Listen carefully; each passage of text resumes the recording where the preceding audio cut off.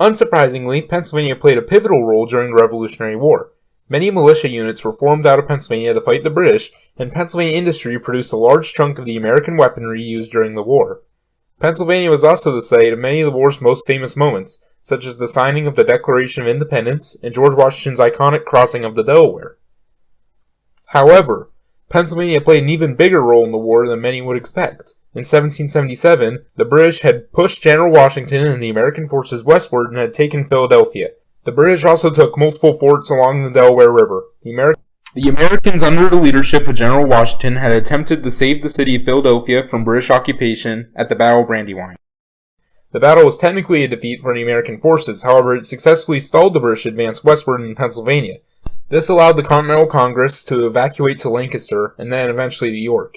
General Washington and his forces would eventually settle down and dig in for the winter at Valley Forge, where many soldiers died due to the horrendous conditions they faced. The fact Washington successfully led his men through such conditions is often regarded as one of the biggest feats in the war.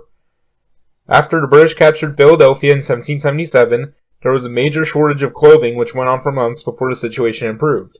There was also a shortage of lead needed for bullets. Lead was mined anywhere and everywhere, even the smallest deposit that could be found, including a mine right outside what is now Altoona. Gunpowder shortages were a recurring problem as well, especially among the militiamen in the Pennsylvania frontier. Meanwhile, the British allied Native Americans terrorized the white settlers in the frontier of western and northern Pennsylvania. Due to the scarcity of resources, many frontier towns could not adequately defend themselves against these attacks.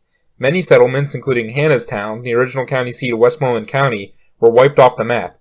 The Native Americans killed every white settler they came across. There was even one instance where a man from the Wyoming Valley in northeastern Pennsylvania was kidnapped by Native Americans and brought to a village in upstate New York, where he was to, quote, live as an Indian. He was stuck there for over a year, at which point his family had already assumed long ago that he had been killed.